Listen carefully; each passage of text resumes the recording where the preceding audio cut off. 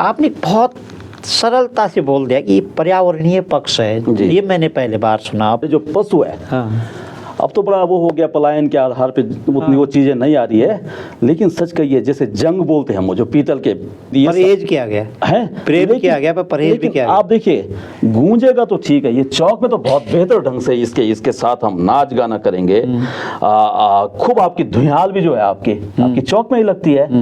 वो मन वहाँ कहाँ होता है जहाँ पर आपके पास ना केवल आपके पास जरिया केवल एक ढोल है। अच्छा, ये केवल यही धरोहर। और मैंने कहा नहीं आपको कि जब से ये डॉक्टर भरतवाण जी ने अपने गले में इसको डाला है, एक मजबूती मिली है। हालांकि मैं एक और प्रश्न करना चाहूँगा कि इसके अलावा इसके सामाजिक पक्ष पे भी मुखर होने की सबको ज़रूरतें हैं। नमस्कार, आप देख रहे हैं उत्तराखंड टाइम, मैं हूं आपके साथ प्रेम पंचोली। आज हम फिर से एक ऐसी शख्सियत को लेके आए हैं जो पर्दे के पीछे हैं। आमतौर पे जब आप पिक्चर देखते हैं तो पर्दे के पीछे बहुत बड़ी यूनिट काम कर रही होती है, और जब आप पिक्चर में हीरो को देखते हैं तो हीरो को ही देखते हैं और वो हम सब लोग उसको जानते हैं। लेकिन मैं आज एक ऐसी शख्सियत से मिलाना जा रहा हूँ। जब हम उत्तराखंड में विरासत की बात करते हैं तो सबसे पहले ढोल की बात आती है। इसलिए आती है, उत्तराखंड राज्य का वाद्य यंत्र ढोल है, और वो ढोल है जिस ढोल पे पद्मश्री भी मिली है। उस ढोल के कारण ही अमेरिका और तमाम दूसरे देशों में बाकायदा इंस्टीट्यूशन खुले गए हैं, विश्वविद्यालय में उसकी क्लास चलती है। और उस ढोल के पीछे का जो राज है, उसका जो पूरा रिसर्च वर्क है, हमारे साथ एक ऐसी शख्सियत है जिन्होंने उस विधा को जिया है और उस विरासत को बहुत अच्छे ढंग से जानते हैं। ऐसे विद्वान हमारे साथ हैं। डॉक्टर पवन कोतवाल जी, आपका बहुत बहुत स्वागत है। हार्दिक धन्यवाद वरिष्ठ पत्रकार आदरणीय प्रेम पंचोली जी, और यहाँ पर आपके साथ ये बालिकाएं जो स्टूडियो में हैं, आप सबका मैं हार्दिक आभार व्यक्त करता हूँ कि आपने मुझे अपने इतने बड़े प्रतिष्ठित पटल पे मुझे बुलाया। बिल्कुल, आपका बहुत लंबा चौड़ा अनुभव है। आपकी पीएचडी बहुत दूसरे डिफरेंट विषय पे, जितना हमने आपको पढ़ा है कि जो हमारी जो परंपरागत ज्ञान है, स्वास्थ्य को अच्छा रखने की जो मेडिसिन, हमारा परंपरागत मेडिसिन है, इंडिजिनस नॉलेज जो हम लोग हैं के पास, उसका आपका एक बड़ा अच्छा रिसर्च आपने किया है और उस विधा के आप भी जानकार हैं। आपकी और तमाम सामाजिक पृष्ठभूमि है जिस पे आपने अलग अलग तरह के अध्ययन किए हैं, जिस अध्ययन करने के बाद आपका कई स्कॉलर्स आते हैं जिनको आप बताते हैं, सिखाते हैं। लेकिन हम एक छोटा सा विषय लेते हैं आज जी। आपका तो बहुत बड़ा अहुदा है, लेकिन उस छोटे से विषय पे हम आज बात करेंगे कि हमारे उत्तराखंड राज्य का वाद्य यंत्र जो है, राज्य वाद्य यंत्र ढोल है। जी जी जी। आज आप ढोल के बारे में कुछ बताइए हमें, कुछ भी जो आपको अच्छा लगता है। पंचोली साहब, जहाँ तक हम उत्तराखंड राज्य और हिमालयी राज्य की बात करें तो निस्संदेह आप देखिए, ये राज्य जो है ना अपनी मौलिक विशेषताओं के कारण ही बना है। इसकी जो मूल आत्मा है वो यहाँ की, जिसे कहें ना हमारी एक सांस्कृतिक विविधता, यानी कि सांस्कृतिक जो हमारी धरोहरें हैं, जो विरासतें हैं, यहाँ की भौगोलिक पृष्ठभूमि, यहाँ के जिसे कहें कि पशु पक्षी, नदी, पहाड़, ये सब के सब पे क्या है, ये एक तरीके से हमारे जो है विरासतीय पक्ष है। और इसमें आप जब यहाँ की ढोल धरोहर को इंगित करते हैं तो इसके इर्द गिर्द ये सारी की सारी जो चीज़ें हैं, इसके इर्द गिर्द, यहाँ तक कह रहा हूँ मैं कि आपकी हिमालय, जो हमारा हिमालय है ना, उसके लिए भी ये ढोल जो है एक पर्यावरणीय रूप से एक बहुत समृद्ध आधार देता है। क्या बात है, अच्छा, बहुत समृद्ध आधार देता है जी जी। यहाँ का जितना भी आप देखिए, जितने भी यहाँ के देवालय है, देवालयों के साथ घनिष्ठ संबंध है ढोल और ढोली का।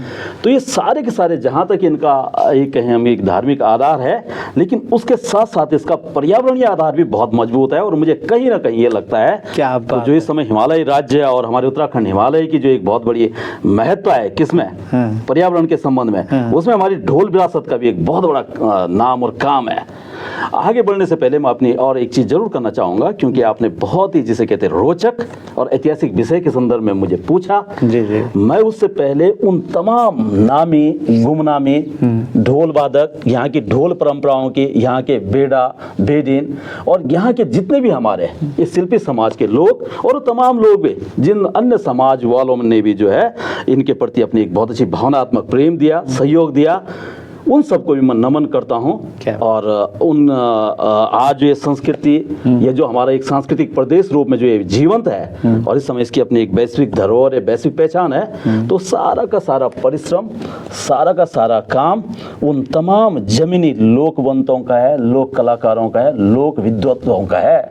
क्योंकि आज बहुत अच्छी सार्थक बात है आपने जैसे मुझसे करनी अभी शुरू करी है, तो सीधा सीधा कहूँ कि यदि मेरी ये सारी बातें उन तक जरूर जाएं जो लोग क्या अब यहाँ से विदा हो जाए। क्या बात, उन तक जरूर जाएगी।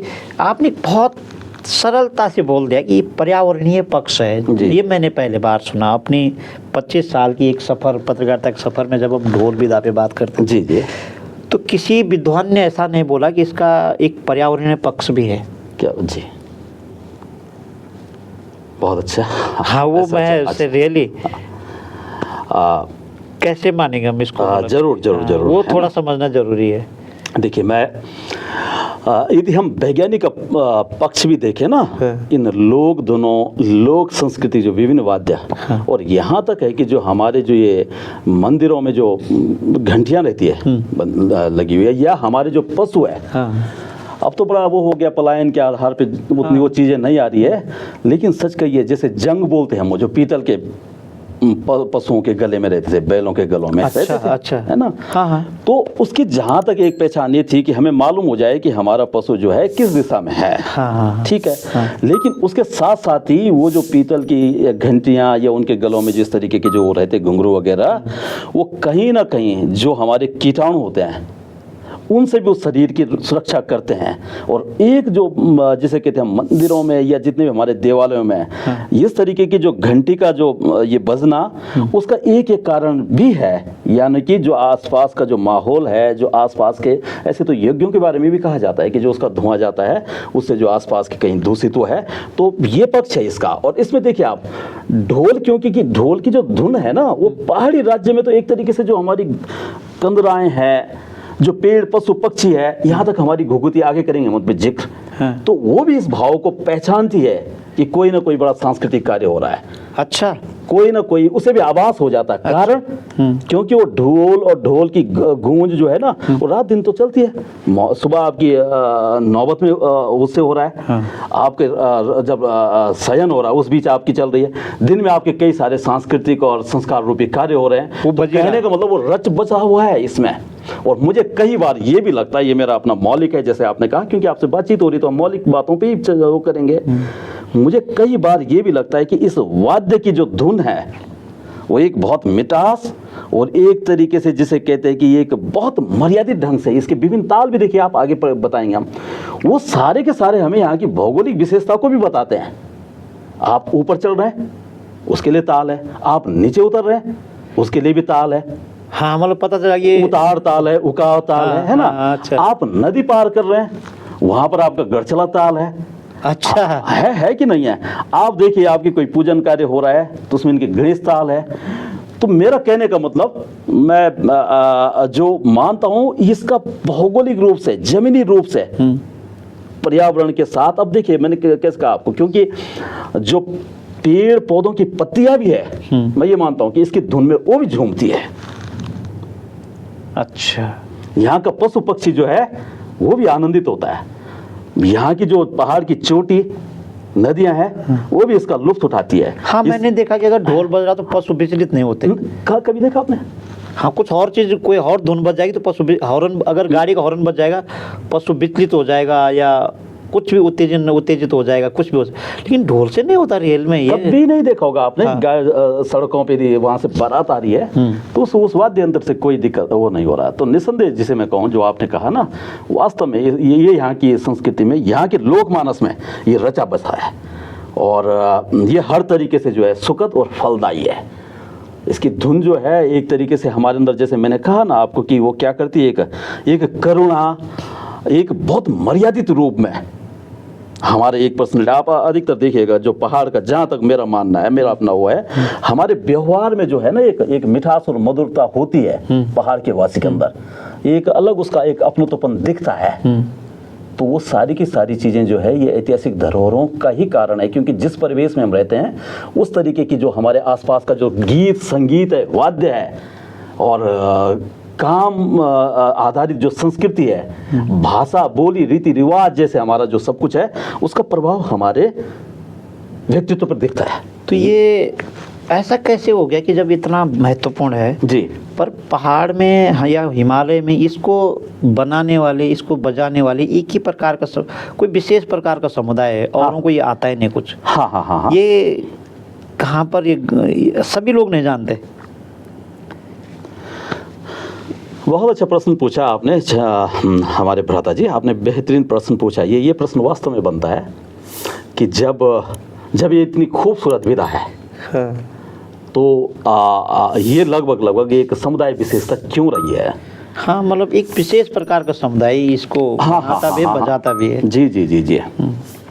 जब भी हम इसके ऐतिहासिक पक्षों को देखते हैं ना, तो देखिए एक चीज़ को तो जिसे कहते हैं, क्योंकि हम अपने एक मौलिक विचार दे रहे हैं, और जो हमने, अच्छा स्वाभाविक की बात कहूँगा मैं आपको, अब मैं इसीलिए कहूँगा क्योंकि निसंदेह मैं तो इसी परिवार से हूँ जी। यानी कि ये झोल विरासत जो है ना, ये तो हमारी धरोहर है। लेकिन हमने जब इसको देखा है, या जिसको हमने इसको बचपन में जिया है, उसमें हमने जिस पे आज हम बहुत संपन्नता के साथ और एक सुखद एहसास के साथ हम बातचीत कर रहे हैं, ये सुखद एहसास हमें उस दौरान नहीं मिला इस धरोहर के पास। ये भी कटु सत्य है। उसका कारण क्या है कि आप यदि और पीछे मुड़ के देखें हम ना, तो ठीक है, मैं ये मान सकता हूँ, मैं प्रश्न अपनी बात से किसी पे भी नहीं उठाता हूँ, लेकिन मेरा कहने का मतलब ये है कि अपने पक्ष की बात तो हम ही लोग रखेंगे ना, कि क्या दिक्कतें हैं, क्यों नहीं हो पाया। सामाजिक दूरी का ये बहुत बड़ा हिस्सा रहा है। अच्छा, बिल्कुल रहा है सामाजिक दूरी का। और प्रेम तो किया गया इस विद्या से, इसमें कोई दो राय नहीं है। मैं परहेज किया गया है, प्रेम किया गया, पर परहेज भी किया गया। आप देखिए, गूंजेगा तो ठीक है, ये चौक में तो बहुत बेहतर ढंग से इसके साथ हम नाच गाना करेंगे। खूब आपकी धुयाल भी जो है आपकी चौक में ही लगती है। लेकिन आप समझ रहे, वो चीजें, वो आंगन के थोड़ी और नज़दीक तक आने में ना, इस समाज ने जो है इसे जटिल धरोहर के रूप में बनाया और इसको सामाजिक रूप से बहुत दूर रखा है। फासला अब बिल्कुल रहा है इसमें। अब देखिए ना, इसमें अब आप और हम चाहे कितनी ही बातें करें कि नहीं, मैं जरा बहुत सार्थकता के साथ कहूँ, लेकिन क्योंकि यदि आप आज इस पे यदि ऐसी अच्छी बातें करते हैं या इसके अच्छे प्रतिफल देख रहे हैं, धीरे धीरे स्टेप बाय स्टेप हो रहा है, लेकिन उसके लिए जरूरी है कि आपको उसका जो डार्क साइड है वो भी देखना पड़ेगा।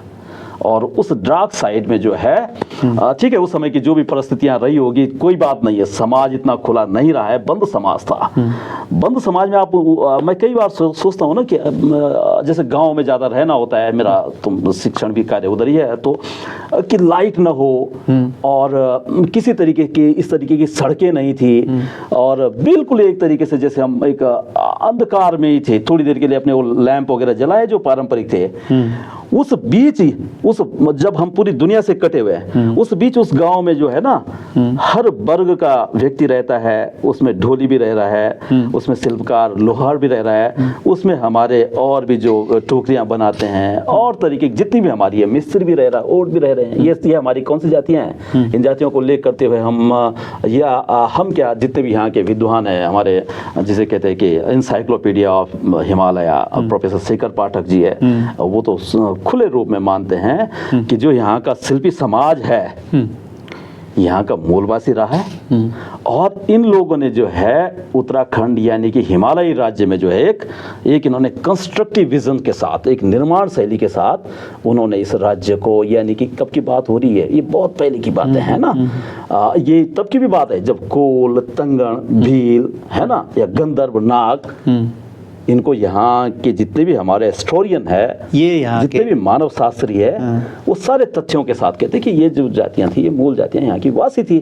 तो इन लोगों ने ही उस समय से अपने क्या करे, पहाड़ों को, इन चट्टानों को उपजाऊ बनाया अपने पेट की आवश्यकताओं के साथ। तो शिल्पी समाज का जिसमें कोई दो राय नहीं, और कोई भी समाज इस बात को नकारता नहीं है कि इन लोगों ने हिमालयी भूमि में बड़ा काम किया। और जो आज आप बहुत बेहतरीन ढंग से जो आप आज के हमारे मंदिर देखते हैं, आज के हमारे बहुत पुराने आलीशान पारंपरिक शैली के मकान देखते हैं, जो आप बहुत बेहतरीन हमारी जो अंसाल देखते हैं, जो हमारे लोह के औजार दिखते हैं, है ना, उपकरण देखते हैं, आप बहुत बड़े बांस की टोकरियां देखते हैं, बहुत पारंपरिक जो हमारी ये शिल्प है वो देखते हैं, तो वो इन्हीं लोगों की समृद्ध देन है। मेरा जो मानना है। अच्छा, ये कमी आपको कहीं मिली जब आप अध्ययन करते हैं हाँ, बहुत हाँ, सारी चीज़ों को हाँ, कि हाँ। जब मंदिर, हाँ, जितने भी मंदिर है, पूरे देश के मंदिरों की हालत जी, है जी, जी, कि मंदिरों में कुछ लोगों को जाने और आने में परहेज किया जाता है। हाँ, हाँ, हाँ, हाँ। और फिर हम उत्तराखंड हिमालय में आएंगे तो यहाँ भी कुछ मंदिर ऐसे हैं जहाँ सभी जाते हैं, जी, जी, बिल्कुल। हाँ, कुछ और अधिकांश मंदिर ऐसे हैं जहाँ सब नहीं जा सकते, हाँ, हाँ, हाँ, कुछ हाँ। समुदाय वहाँ जा नहीं सकते। हाँ, हाँ, हाँ। यहाँ तक कि जो ढोली समुदाय है, हाँ, हाँ। वो ढोल के बिना उस मंदिर में पूजा हो ही नहीं सकती है। जी, बिल्कुल, बिल्कुल। लेकिन उसको मंदिर में आने जाने के लिए भी फासला रहता है। तो ये कमी कहाँ पर रही होगी, मतलब क्या बोलेंगे इसको, अक्षर ज्ञान की कमी रही होगी या किस तरह से समाज को यहाँ पर क्या कोई पर्यावरणीय घटना रही होगी या कैसा रहा होगा, मतलब आपने किस तरह से इसको देखा? मुझे बड़ी प्रसन्नता हो रही है पंचोली जी कि आपके जो प्रश्न है ना, वास्तव में वो इस हिमालयी राज्य के जो है ना मूल संकल्पना और मौलिक विचारधारा पर आधारित है। मैं भी प्रयास करूंगा कि हम इनके मौलिक उत्तर दें और जो हम देखते हैं अपने लोक क्षेत्र में, है ना। देखिए, एक चीज़ तो ये मान के चलिए कि एक हमारा स्वभाव है, मैं अपने पे ले लेता हूँ। हाँ। मेरा कुछ बहुत बड़ा स्तर हो गया। हाँ। तो उसके बाद क्या होती है कि उसमें से जो फकीर अंदाज के लोग होते हैं, जो बड़े एक मानवीय दृष्टिकोण रखते हैं, और मानवीय दृष्टिकोण कैसा, जमीनी, तो वो लोग तो बहुत गैपिंग नहीं ढूंढते हैं।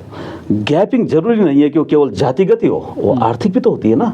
अच्छा। तो मेरा कहने का मतलब क्या है कि जो हमारे इसका शुरुआती दौर देखे तो एक वर्चस्ववादी रहा है, यानी कि कुछ वर्गों ने जिसे कहते हैं एक तरीके से, जैसे कई सारे उदाहरण मिलते हैं भाई, यदि खेत है तो खेत में हम हल नहीं लगाएंगे, यानी कि उसकी मोट को केवल हलिया पकड़ेगा। आप समझ रहे हो, हलिया कौन था?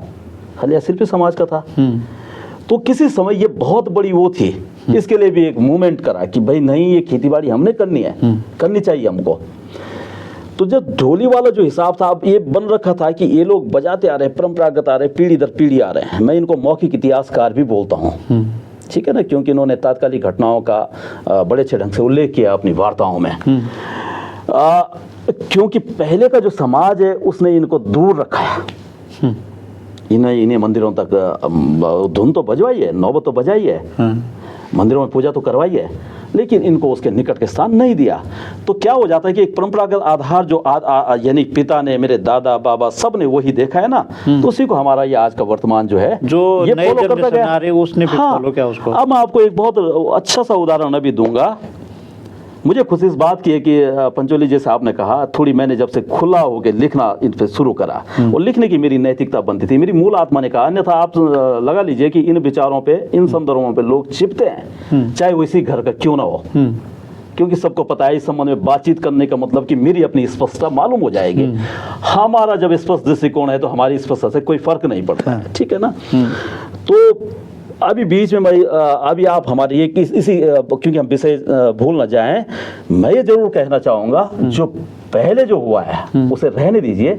संस्कृति सभ्यताओं में सुधार की गुंजाइश हमेशा रहती है, प्रथाएं परंपराएं हमेशा एक जैसी नहीं रहती है। अच्छा। उनमें भी कौन सी, उनमें जो लगता है समय के अनुसार बदलाव भी तो आता है, जो आज हमें बहुत जटिल लग रही थी किसी जमाने। आप देखिए ना, अब हम ये तो नहीं नकार सकते कि यहाँ पर सती प्रथाएं नहीं थी, ये महिलाओं को बहुत ज़्यादा शिक्षा का वो नहीं था। हाँ। चलिए हम ग्रंथों की बात अलग कर लेते हैं। आप और हम अपने कार्यकाल के समय देख लीजिए कि कितनी बालिकाएं, कितनी हमारे साथ की जो बहनें और वो थी, वो कहाँ स्कूल तक पहुँच पाती थी। हाँ। तो गलत था ना वो ट्रेंड। हाँ। लेकिन आज आपको कोई भी बालिका, कोई बेटी ऐसी नहीं दिखेगी कि जो घर में है। हाँ। बल्कि उनका जो साक्षरता का दर है वो दिन पर दिन बढ़ रहा है। तो ये कैसा हुआ, ये सामाजिक परिवर्तन आया ना। हाँ। तो मेरा कहने का मतलब ये है कि परिवर्तन की हमेशा गुंजाइश रहती है। मंदिरों में मैं वो ना करूं, मैं कुछ मंदिरों में गया हूं तो मैंने ये देखा, मैं बल्कि अभी गंगोत्री में ही गया था तो बड़ा अच्छा लगा। मैं जाके वहां पर नीचे जो है ढोल वादक बैठा हुआ था। अब कहो मन, हमें दिक्कत ये होती कि इनके साथ, क्योंकि उन बेचारों के साथ लोग अननेसेसरी या दबाव न बनाए, जबकि हमारा तो उद्देश्य ये होता है भाई कि ये व्यक्ति आ रखा है, डॉक्टर कुदवान को तो अभी किसी रूप में कोई नहीं पहचान रहा ना, लेकिन बैठ के उनके साथ बातचीत करी। हाँ। तो जानिए उनकी समस्याएं और ये चारों धामों की स्थिति। ये मेरा बड़ा वो है आपकी इस वार्ता में कि आपको यदि इस ढोल विरासत में सबसे पहले काम करना है, सबसे ज्यादा सम्मान देना है, तो देहरादून में किसी पोडियम में किसी ढोली को सम्मानित करने से बात नहीं बनेगी। आपको सबसे पहले चारों धामों के जो ये हमारे जितने भी वो मंदिर है जहाँ पर कि रात दिन पूजा पाठ होते हैं, वहाँ पर उसको सम्मान दीजिए। हाँ। वहां पर उसको वो क्यों रहेगा? वो पहले भी रहता था, उसका दादा, उसकी कई पीढ़ियां, 7-8 पीढ़ियों से उसकी जगह वहीं पर क्यों है? जगहें तो सबकी बदली है ना। तो एक स्थान ये बहुत भद्दा लगना चाहिए हर यहाँ के हिमालय जनमानस को कि यदि वो एक पूरी भीड़ में लोग आ रखे हैं, उसमें भीड़ में विदेशी लोग भी होते हैं। ये पर्यटन, ये हमारे जो धार्मिक स्थल है यहाँ पर तो पूरी देश दुनिया आती है ना, वो फोटोग्राफ्स लेते हैं उनके। आप मानवीयता के नाते और दुनिया की सभ्यता के लिए कैसे कहोगे आप हमारी हिमालयी संस्कृति बहुत धनधान्य और बहुत ज़्यादा गौरवपूर्ण है, जब आपका एक जो वही पुजारी, यानी कि 2 पूजा के स्तंभ होते हैं ना, एक आपका भीतर है और एक बाहर है, आप वहाँ पर भी रखिए, लेकिन उसके लिए एक बड़ा अच्छा मंच स्थान दीजिए उसके लिए। आपकी बातों से ये लग रहा है कि मैं अभी विवेकानंद जी को पढ़ रहा था। हाँ। तो विवेकानंद जी किसी अमेरिका में किसी जो वहाँ के राजा, या बहुत पुरानी बात है, जी, उस जी। समय के जो वहाँ के प्रधानमंत्री या राष्ट्रपति उनके वहाँ गए, दरबार में गए, और उन्होंने उनके स्वागत के लिए एक वेश्या को बुलाया। जी जी। वेश्या थी, लेकिन वो बहुत अच्छी डांसर थी, सुंदर थी। तो विवेकानंद जी को बताया गया कि आप जब आएंगे तो ऐसा हमने अरेंजमेंट कर सकते हैं। तो विवेकानंद जी कहा कि मैं नहीं आता। हाँ। मैं कोई मैं किसी वैश्या वाली प्रोग्राम में नहीं जाता हूँ। हाँ। तो उस वैश्या ने मैसेज किया, किसी तरह से अपना मैसेज पास करवाया विवेकानंद जी के लिए कि मैं आपको देखना चाहती हूँ। जी जी जी। और जिसको आप वैश्या कह रहे हैं, हाँ। वो एक महिला है। हाँ। और आपको किसी न किसी महिला ने जन्म दिया होगा। हाँ। वो वैश्या बनने का कारण क्या है, उसकी पृष्ठभूमि क्या है, लेकिन अगर आप अपने सामने एक माँ, एक बहन, एक जन्म देने वाली प्रकृति को अगर आप देखते हैं, जी जी जी, तो वो बड़ी बात होगी। और मैं अपने को सौभाग्य मानूं कि मैं विवेकानंद जी के सामने गई हूँ। हाँ। तो विवेकानंद जी सहज ही उस कार्यक्रम में सम्मिलित हुए। जी। आपकी बातों से ये चीज़ें आ रही निकल करके, इसका मतलब बताया नहीं गया सही ढंग से उस समुदाय ने, जो इसके प्रोफेशनल है, मतलब जिसके जानकार हैं, विद्वान हैं, उनके तरफ से बताया नहीं गया वहाँ पर कि जब इस मंदिर की पूजा हमारे रिदम के बिना नहीं हो रही है, तो बताने की मुझे लगता है कि जो गैप रहा समाज में, बताया नहीं गया, शायद ऐसा नहीं, बड़ा अच्छा चिंतन है आपका ना। समस्या ये होती थी, इसको बताएगा कौन? क्योंकि उनकी बताने की जो आर्थिक स्थिति वो इतनी समृद्ध नहीं थी, आज भी नहीं है। मैं आपको बताऊं, लोग गलत बात करते हैं। मैं इस बात के लिए खूब, और मैं बहुत खुल के और बहुत खुला विमर्श दूंगा इस संबंध में, दिया है मैंने। मुझे अच्छा लगता है कि जब से थोड़ी मेरे कुछ लेख आए, युगवाणी मैगजीन ने भी अच्छा स्थान दिया, उसमें कुछ आर्टिकल्स छपे हैं, तो थोड़ी सी तब से जो लोक संस्कृति पे जो बहुत सारे विचारक, बड़े नाम जो बात करते हैं, ठीक है, उन्होंने अपनी विद्वता से उनके बड़े काम है, इसमें हम उन सारे कामों की प्रशंसा करते हैं, लेकिन इनका जो ये सामाजिक पक्ष है, मैं दावे के साथ कह सकता हूँ कि मंदिर के बाहर एक पुजारी, यानी कि ढोल धरोहर का पुजारी, वो बैठा हुआ है इस तरीके से उसके साथ बैठने के, क्योंकि मेरे मन में तो भावना है ना उसके प्रति, तो मैं जाके इस तरीके से उसे लिपट जाता हूँ या उससे पूछता हूँ। तो ये काम जो है ना, जिन लोगों ने बहुत बड़े काम करते दुनिया के, मैं सीधे कह रहा हूँ कि क्योंकि इतने बड़े नाम है कि उन पे हम मोर नहीं कर सकते, लेकिन जितने भी यहाँ के संस्कृति के बड़े बड़े स्तंभ है, उन लोगों के संबंध में खुला विमर्श देना चाहिए, उन्हें कहना चाहिए कि आप जो हमारी यहाँ की जो हम बहुत ज़्यादा ढोल विरासत की बातें करते हैं, या कुछ ऐसे विचारक जो भले यहाँ से संबंधित ना हो, अपनी जाति वर्ण व्यवस्था से संबंधित, लेकिन उस पर इनका बड़ा काम है। आप इन संबंध की बातें आप करिए, उससे बड़ा प्रभाव पड़ेगा समाज पे। बहुत सारी अमानवीय और निंदनीय घटना घटित हुई है। आप अभी देखिए जोशीमठ के पास क्या हुआ था, पूरी मीडिया ने दुनिया तक गई है ना बात। प्रश्न फिर मेरा बनता है, मैंने तो बहुत बड़ा एक आर्टिकल लिख दिया था और लिखा है, लेकिन उसमें निंदा क्यों नहीं करता यहाँ का वो समाज जो संस्कृति पे बहुत ज़्यादा, जो बहुत संस्कृति प्रेमी है, क्यों वो फिर अपने कोने ढूंढता है? तो मेरे प्रश्न इन चीज़ों पे जरूर है कि आप देखिए ना, एक मानववाद के तहत निंदा कीजिए। आज आपके आगे मैं एक आपके स्टूडियो में एक वादा भी करके जा रहा हूँ कि बाय द वे जिन लोगों की बात मैं करता हूँ, आपने क्योंकि विषय आज विशेष रूप से यही रखा है, कभी इनकी ओर से कुछ ऐसी अभद्रता या अमानवीयता ये घटित करते हैं, मैं चाहूँगा कि ऐसा कभी ना हो। लेकिन मैं सबसे पहले कहूँगा कि मैं बहुत दुखी हूँ, मैंने इन पे बहुत सारा काम किया, लेकिन इन्होंने मेरी भावना को आघात कर दिया। मैं पूरे समाज से इसके लिए क्षमा मांगता हूँ। पर ऐसा लगता है ना कि इन्होंने, आपसे जितना हमने अभी सुना, इससे लगता है कि इन्होंने पुश्ता ही नहीं बजाया। हाँ, मतलब परंपरागत रूप में बजाया हाँ, कि हाँ, हमारे दादा ने बजाया तो मैं भी बजाऊंगा। जी जी जी। इन्होंने शायद जो आपके बातों से हाँ, निकल हाँ, रहा है हाँ। कि जो इन्होंने सही ढंग से प्रस्तुत नहीं कर पाया हाँ, कि अगर मेरे बिना घंटी नहीं बज रही है, जब पूजा लगती है जी घंटी बजाने का अलग अलग ताल है और धूप घुमाने का अलग ताल है, नीचे बैठने का अलग ताल है, पूरी पूजा में करीब करीब 25-26 ताल इनके बजते हैं। जी। तो ऐसा लगता है आपसे सुनकर हाँ, कि हाँ। इन्होंने इस काम को प्रोफेशनल नहीं किया, व्यवसायिक रूप में नहीं किया। ये कमी मान सकते हैं क्या? नहीं, क्या कहते हैं, ये कमजोरी है। पंचोली साहब, मैं बिल्कुल भी जिसे कहे ना, जी मैं एक चीज़ से अपने दृढ़ इसलिए हूँ क्योंकि मैंने तो बचपन में अपने पिता को भी देखा है। हालांकि मेरे पिता तो बहुत ही ज़्यादा जिसे कहते एक ज़बरदस्त वो वाले थे। उनके पास वैसे ढोली नहीं थे वो, हाँ जिनको कोई आसानी से डरा धमका दे। अच्छा। वो बड़े प्रभावशाली थे। अच्छा। बहुत खूबसूरत और बड़े प्रभावशाली थे। तो वो नहीं है, उनको तो कोई रोकथाम नहीं होगा? अरे नहीं, वो बड़े सक्षम थे। वो फिर खेती बाड़ी भी थी आधा। अच्छा अच्छा अच्छा। ये होता है अहोमन वहाँ कहाँ होता है जहाँ पर आपके पास ना केवल आपके पास जरिया केवल एक ढोल है। अच्छा। ये केवल यही धरोहर है और आपके पास अपने लिए अपनी कोई भूमि नहीं है, क्योंकि भूमिहीन भी ये वर्ग है। 100% है 100%। तो अब जैसे मैं कह रहा हूँ आपको, मैं बिल्कुल नहीं कह सकता हूँ, मैं अपने बाबा जी को एक लाचार ढोली नहीं मान सकता हूँ। हाँ बिल्कुल नहीं, मैंने नहीं देखा। उनको तो सब सामान बुलाकर वो फिर घर भी छोड़ देते होंगे। उनका जबरदस्त हाँ, जबरदस्त। बिल्कुल। मुझे एक बड़ा कोई गौरव अगर होता है। गांव की कोई मीटिंग हो हाँ, तो हाँ, उसमें हाँ। उनका आना बहुत जरूरी है। वो ठीक था उनका अपना रहन सहन। तो नहीं है, हमारे गांव के आज भी लोग अब कहते हैं इस बात को। हाँ। तो ये अच्छी बात है। लेकिन ज़्यादातर मैंने उनके इर्द गिर्द जो अन्य लोगों को देखा ना, उनकी लाचारी और उनका वो जो पन है, उस वजह से अब आप ये कह रहे, मैं इनको बिल्कुल नहीं यहाँ बात कि इनकी कोई गलती है, वो प्रोफेशनल नहीं बना सकते थे। वो गांव की व्यवस्थाओं से इस तरीके के बंधे हुए थे ना, जहाँ आप मुंडाण खुनाण के अवधि है। अच्छा। आप समझ रहे मुंडाण खुनाण का मतलब कि यानी कि जिनकी हम जजमानी करते हैं, हाँ। एक तरीके से तो घर का एक पारिवारिक सदस्य रहे ये लोग आपस में। कौन सी है, दोनों ढोल धरोहर यानी ढोली और ये पूरा समाज। हाँ। लेकिन प्रश्न ये बनता है कि परंपराओं प्रथाओं में तो माना ऐसा, यानी कोई उनका जजमान जिनकी वो उसमें ये वादन बोदन बजाते हैं। हाँ। ये नौबत वगैरह वगैरह, तो वहाँ पर कभी कोई उनका कोई पारिवारिक सदस्य मर जाए तो उसके बाद मुंडाण खुनाण का औजी, यानी कि हम आपके जीने और मरने के साथी है। यदि शोक आपके घर में हुआ है तो उसके लिए हम भी अपने बाल कटाएंगे। तो ये तो बहुत समर्पित वर्ग रहा है वो जी। बाप रे। ये तो समाज के लिए बहुत ज़्यादा जिया है। आप समझ रहे? तो आपने जैसे कहा, देखिए आप इसमें सशक्तिकरण कहाँ से आया, जिस ओर आपका प्रश्न है। जी।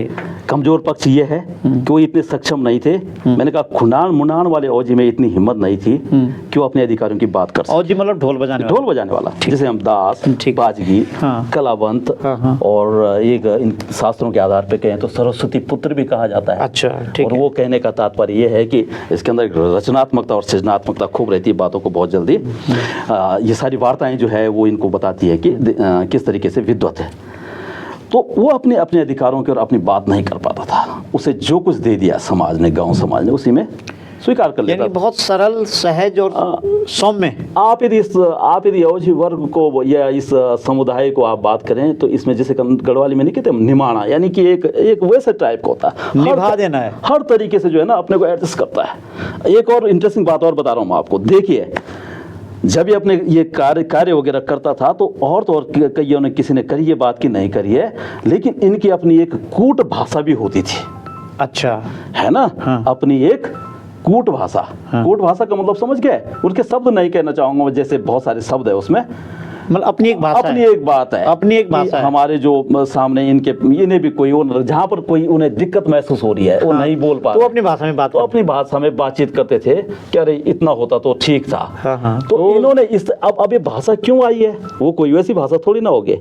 अच्छा। अब आप सोचिए, जहाँ तक मैं सोचता हूँ हाँ। उसका आधार क्या रहा होगा? उस भाषा का आधार आने का मतलब ये है कि देखिए, समाज को भी नाराज नहीं करना है। पर दो चीजें लग रही मुझे, है ना? आपको रोक रहा हूँ जी जी जी। कि ये जब आप कह रहे हैं उनकी एक अपनी भाषा थी, उस भाषा के दो पक्ष रखते हाँ हैं। हाँ हाँ। एक पक्ष तो ये लगा कि वो बहुत प्रताड़ित थे, इसलिए हाँ, हाँ, उन्होंने अपनी ये- भाषा को ईजाद किया। बिल्कुल बिल्कुल बिल्कुल। और एक पक्ष ये लग रहा है कि उनकी भाषा ये थी कि वो एक बड़ा समाज था जिनकी अपनी ही भाषा थी। हाँ हाँ हाँ हाँ।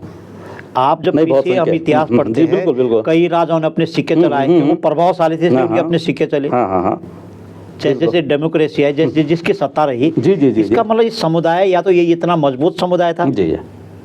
और वो बहुत ज्यादा आपदा उन पे आई, वो धीरे धीरे कमजोर हो गया, ये भी हो सकता है। दोनों ही पक्ष। आपको क्या लगता है, आपको अध्ययन में क्या है? नहीं नहीं नहीं, मैंने है ना? ये समझी है। खैर देखिए, आप इस रूप से तो उनके परिश्रमी होना, मैं बार बार इस बात को मैं नहीं कह रहा हूँ, मैं इसलिए नहीं कि डॉक्टर कुदवान इस बात को कह रहा है, क्योंकि डॉक्टर कुदवान का एक जैसे कहते हैं सामाजिक नाता यहाँ से है। ये जितने भी आगे यानी कि क्या कहेंगे इनसे, डॉक्टर शिव प्रसाद डबराल जी है ना, जिसे क्या कहेंगे हम उन्हें क्या कहा जाता है, उत्तराखंड की एक इंसाइक्लोपीडिया है ना, उत्तराखंड का पूरा इतिहास लिखा।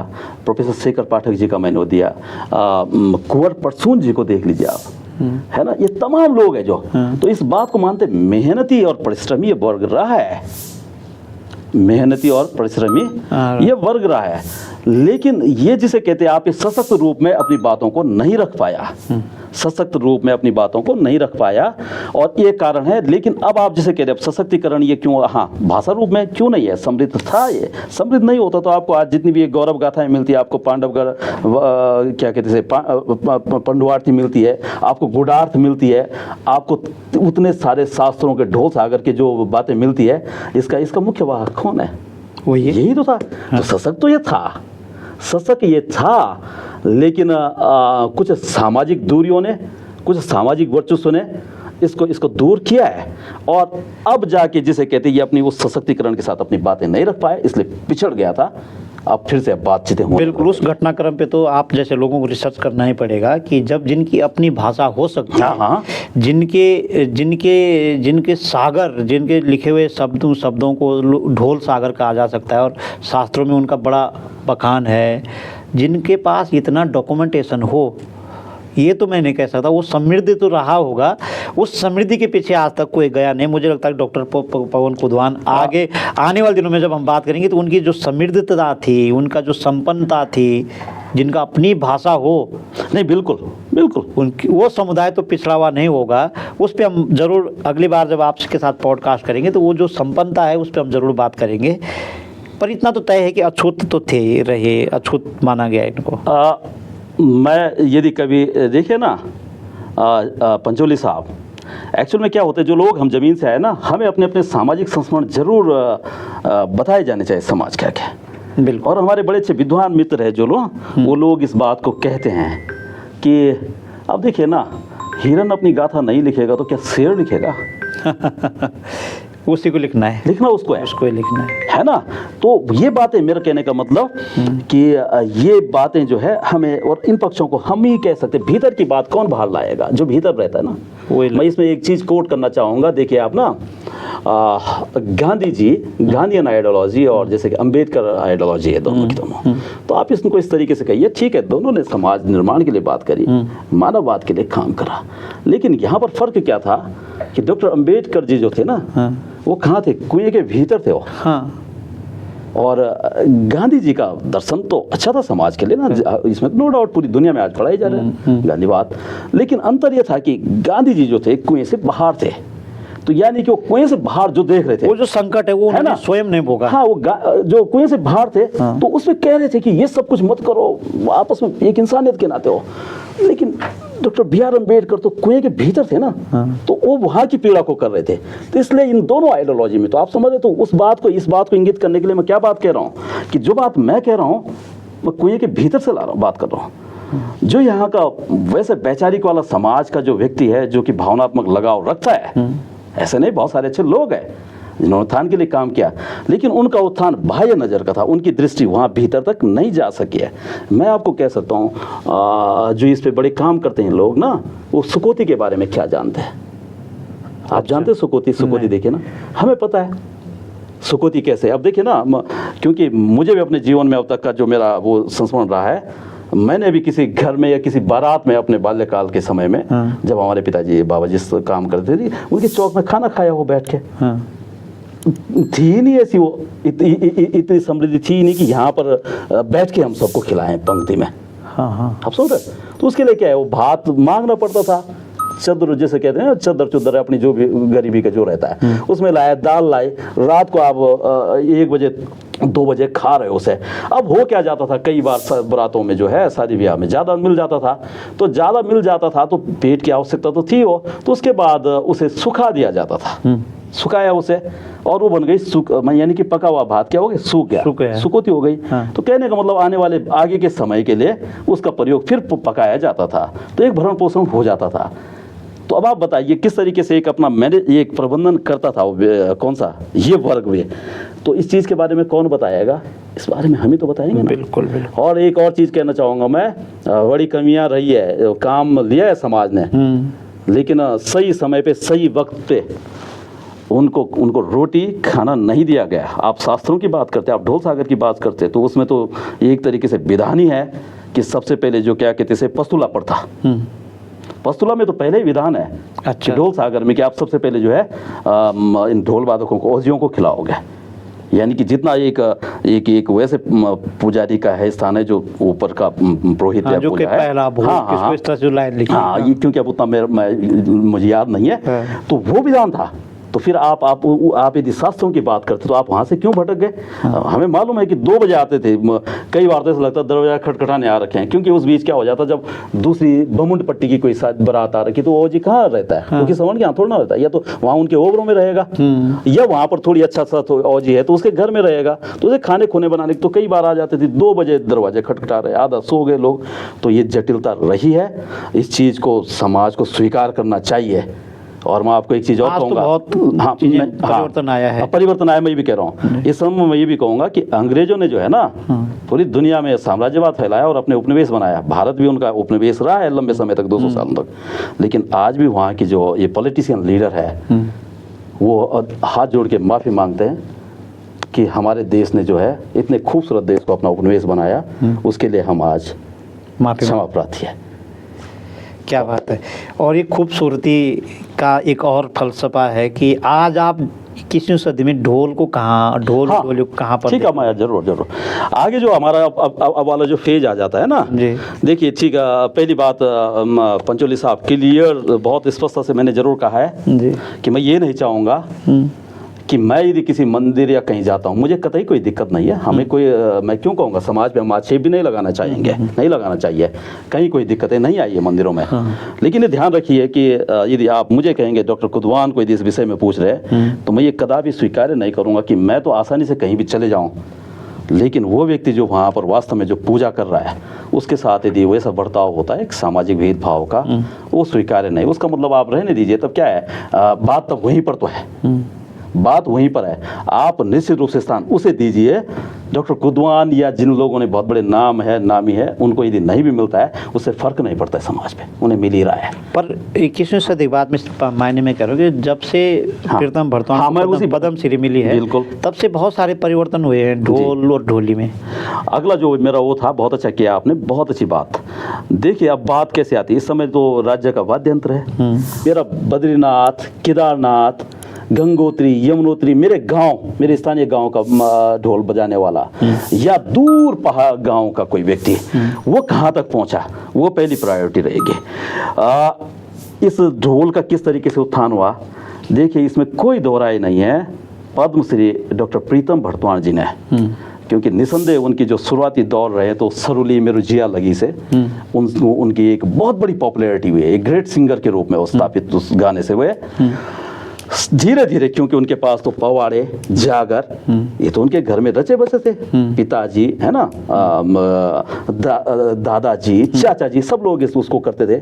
तो इसमें कोई दो राय नहीं, इस बात के लिए मैं बिल्कुल कहूँगा, क्योंकि जिस तरीके से उन्होंने राष्ट्रीय और अंतर्राष्ट्रीय स्तर पर गले में ढोल डाला, तो उससे क्योंकि उन्होंने वो जीवन जिया भी है और वो उसके बहुत अच्छे बाधक भी है, स्थापित भी किया है। नहीं मैं कह रहा हूँ स्वीकार तो करना पड़ेगा, बिल्कुल करना पड़ेगा। तो जैसे उन्होंने उसको एक तरीके से वो करा, एक जिसे कहते हैं एक राज्य के पटल पे एक नई क्रांति आई है। नहीं, जो आप कह रहे हैं ना, जब आपने विद्वानों का नाम लिया, ये मुझे मतलब आपको तो अच्छा नहीं लगेगा जी जी, पर मुझे इसलिए बात पे अच्छा नहीं लगता कि प्रीतम भरतवान ने तो उस ढोल को स्थापित किया, और उस ढोल को कंधे पे ना रख करके पूरी दुनिया में बताया, लेकिन डॉक्टर दत्ताराम पुरोहित ने तो कंधे में डाला ही नहीं है। हाँ चलिए, क्यों उसका नाम आता है, मतलब डॉक्टर दत्ताराम पुरोहित का नाम क्यों आता है? या उसने अपने बेटा या बेटी के साथ ढोली समुदाय से की होती, ये क्या परिवर्तन, मतलब उनके कहने से मुझे नहीं, मतलब उनका आउटपुट दिखाने ना, इसलिए मैं कहना चाह रहा हूँ चर्चा उन पे भी होनी चाहिए। वह आपने एक प्रश्न जिसे कहते हैं वहाँ पर एक जैसे कहते हैं परफॉर्मिंग आर्ट का जो रहा है लोक कला केंद्र को आप देखिए ना, तो ये को करना। दूसरा मैंने फिर कहा नहीं, लोक कला केंद्र अगर स्थापित किया तो उसका एज ए एसोसिएट प्रोफेसर ढोली समुदाय का होना चाहिए। ये प्रश्न बिल्कुल है, ये अब आगे मैं इन्हीं चीज़ों पे आ रहा हूँ। ये इस तरीके के नामों के, कईयों के नामों के उल्लेख अभी तब आने तो हैं। दत्ताराम पुरोहित की ये मानी जाती है ना जी जी। कि उन्होंने वहाँ केंद्र स्थापित किया और उसका जो पहला प्रोफेसर था वो अनपढ़ था, हाँ। लेकिन फलाने गांव का ढोली था। हाँ हाँ हाँ हाँ। तब तो ये उनकी, अब प्रीतम भरतवाण की माँ जी, प्रीतम भरतवाण के पिताजी, दादा परदादा ने ढोल बजाया, जी जी जी। और प्रीतम भरतवाण ने उस ढोल को ऐसा स्थापित किया, जगहों जगहों सच बोला, तो उसको कोई भी नकार नहीं सकता। इस समय इसमें कोई दोहराई नहीं। वो मैं दत्ताराम पुरोहित का मेरे समझ नहीं, मतलब बहुत विद्वान लोग कहते हैं, पर आउटपुट कुछ दिखता नहीं उनका। जैसे आप हमको लेंगे ना, तो अभी तक हम कौन से एक तरीके से जो वैचारिक और पुस्तकीय लेखन के आधार पे, जिसे मैं कह रहा हूँ ना, लेकिन जो प्रयोगात्मक है, निस्संदेह रूप में मैं कोई भी सवर्ण समाज के जिस पे दावा करे तो एक रूप से वो खारिज हो जाता है। क्योंकि मैं आपको बता रहा हूँ, हाँ देखा मैंने उन तमाम लोगों को भी देखा आजकल। कई मैं अपनी बात को पूरी करते हुए ना, क्योंकि आ रहा था मोदी पक्ष पे जो आपने कहा, और बहुत अच्छा कहा आपने निश्चित रूप में। अब क्या होता है, ये कई बार देखा मैंने, प्रोफेसर साहब को भी देखा या और कई सारे लोगों को, वहाँ पर ढोली जो है वो ताल बजा रहा है और आप समझा रहे हो, उसको एक्सप्लेन कर रहे हो, तो बड़ा अस्पष्ट लगता है। खुद समझाए ना कि वो क्यों, वो समझाएगा ना, वो जानता है बजाना, वो समझा, वो करना। तो इसीलिए कह रहा हूँ मैं इस रूप में, तो मैं ये भी कहूँगा, आप इसके आज की 21वीं सदी के सशक्तिकरण की बात करें, लेकिन मैं इसमें एक अतिक्रमण की बात भी कहूँगा। सांस्कृतिक अतिक्रमण का भी दौर भी हुआ है, चल रहा है। बिल्कुल। और जब आपने कहा है तो इसमें कोई दोहराई नहीं है।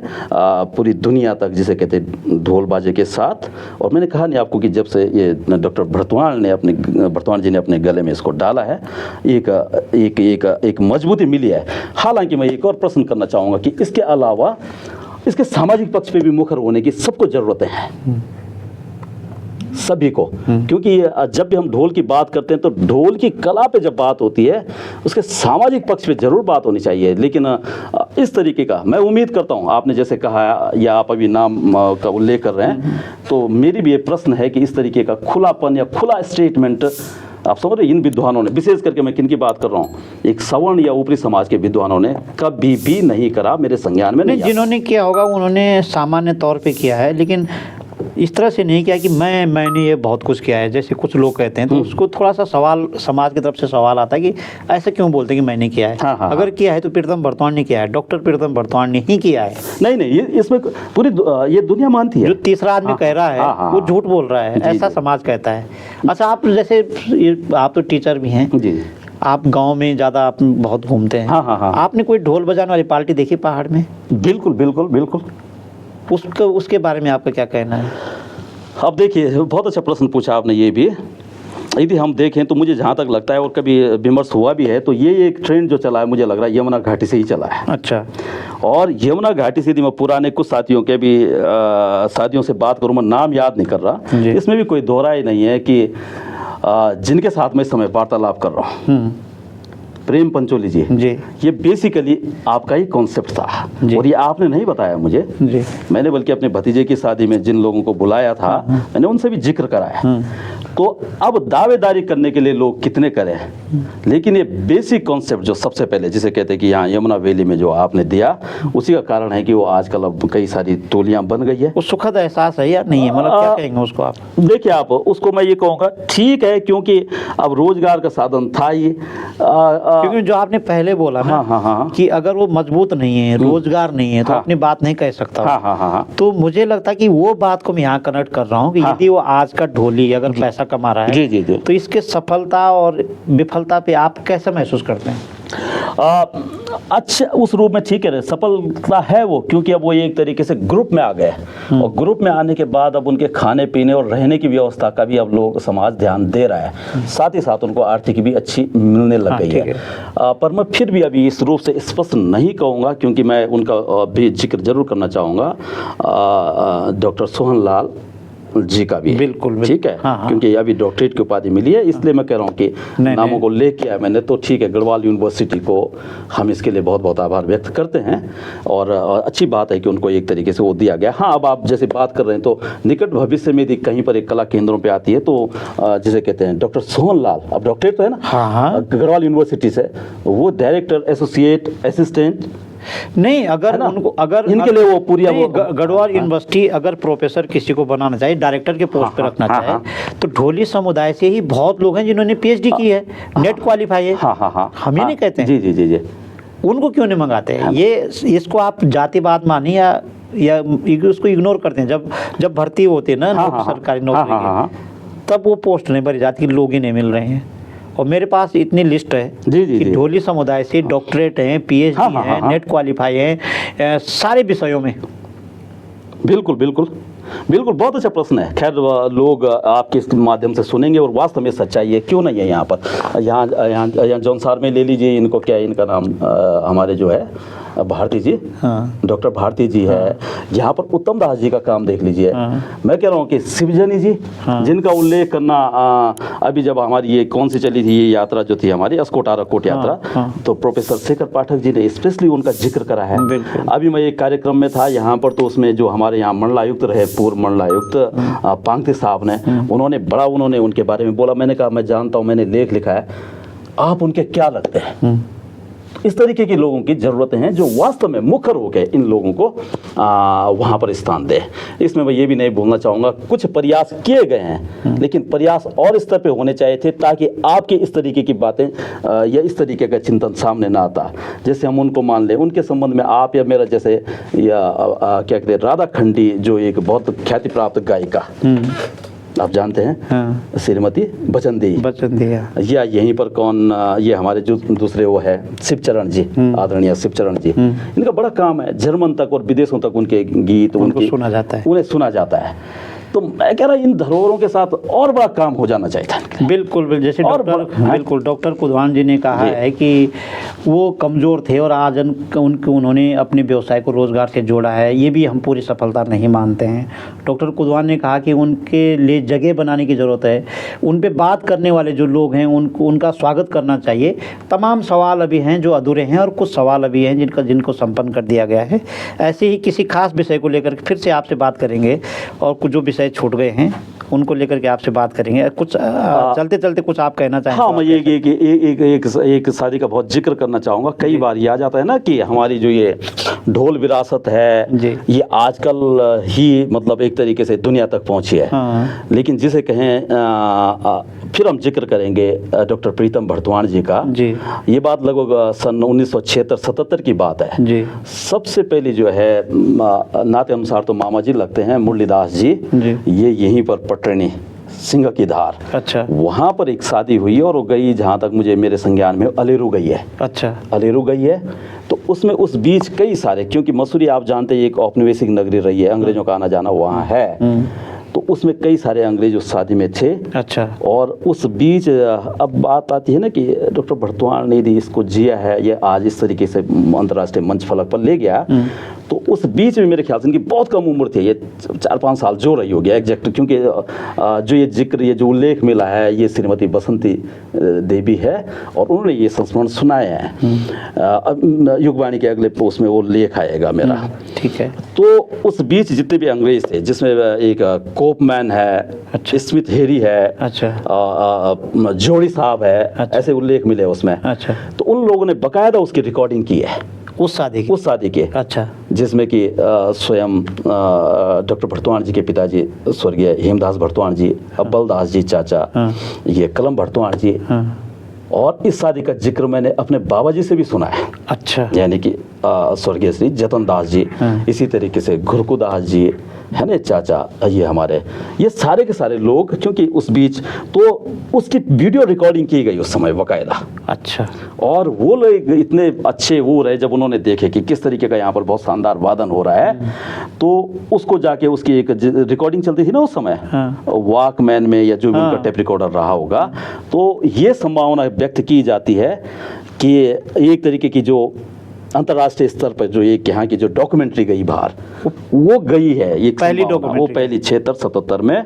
और उस बीच डॉक्टर भरतवाण जो है स्वयं में एक अपने में अबोध बालक थे। हाँ, जो उन्होंने कहा है कि मैंने अपने संस्मरण में या मैंने वो सब देखा है। तो मैं इस बात को इस तरीके से कोट करना चाहता हूँ। हाँ, और आप और एक बहुत अच्छी बात, उनका नाम का भी हमें उल्लेख करना चाहिए, नोइंग, उन्होंने लिखी है knowing stories of a Himalayan Hunter. अच्छा। नोइंग, हाँ यही है वो पुस्तक का नाम, नोइंग दिलदास स्टोरीज ऑफ हिमालयास। अच्छा। यानी कि दिलदास की जो हिमालय की जो कहानियां हैं, उनकी जो कहानियां हैं, उसको लिखा है एक अंग्रेज ने, यानी कि अल्टर साहब ने लिखा है, और उन पे 285 पेजों की पुस्तक है। मैं पढ़ तो नहीं पाया, अच्छा। लेकिन कुछ अंश मैंने उसके पढ़े हैं, वो भी उस पर, तो निकट भविष्य में जरूर उस पर भी इन चीज़ों का उल्लेख होगा। तो ये कहाँ के, मसूरी में पटरैनी। अच्छा। तो इस तरीके के लोग जो है इस समुदाय में रहे हैं, लेकिन हाँ, इस बात को मैं इस तरीके से कोट खत्म करना चाहूँगा, वो संस्कृति और सभ्यता और ढोल की बात नहीं करते थे दिलदास जी, क्योंकि उन्होंने समाज की जटिलता देखी थी। इसका उनका सांस्कृतिक नाता बिल्कुल नहीं था। लेकिन हाँ, शिकार हंटर्स के रूप में अंग्रेजों के साथ, जब मसूरी में द माल रोड पर लिखा रहता था कि भारतीयों का आना प्रवेश निषेध है, उस बीच दिलदास जी वुडस्टॉक स्कूल और मिशनरीज बच्चों के साथ खेला और घूमा करते थे। क्या बात। और उसका कारण क्या था कि उनका एक अपनी एक दक्षता, एक हंटर थे वो। और हंटर का एक बड़ा इंटरेस्टिंग किस्सा है, थोड़ी सी मैं उसको पूरा कर लूँ। जब वो हंटिंग कर रहे थे तो इसी बीच ब्रिटिशर्स भी अपने हंटिंग दौर में थे। हाँ। यानी 47 से पहले की बात है। हाँ। 1986 में उनका देहांत हुआ है। हाँ। तो जब उन्होंने उनको देखा तो उन्होंने कहा कि तुम कैसे, क्या कर रहे हो तुम यहाँ पर? कि शिकार कर रहा हूँ। टोपी या हैट उन्होंने भी पहन रखी थी। हाँ। तो उन्होंने कहा कि हम तुम्हें सजा देंगे, लेकिन तुम्हारी सजा तब हो सकती है माफ यदि हम तुम्हारी इस टोपी को आसमान में उछालेंगे और तुम इस पर निशाना लगाओगे सही जगह पे। अच्छा। हाँ। तो उन्होंने कहा ठीक है, वो शिकारी तो थी। हाँ। जैसे वो टोपी उछाली गई, उन्होंने उसको ठीक निशाना लगा दिया, काफी दूर, जैसे भी जो भी रहा। तो ये संस्करण है। तो इस तरीके के लोग भी हुए हैं। बिल्कुल, इस तरह के लोग हुए हैं। और फिर से हम दोबारा डॉक्टर पवन कुद्वान से बातचीत करेंगे। अगली कड़ी में ऐसे किसी खास शख्सियत से आपको रूबरू कराऊंगा। अनुमति दीजिए। नमस्कार।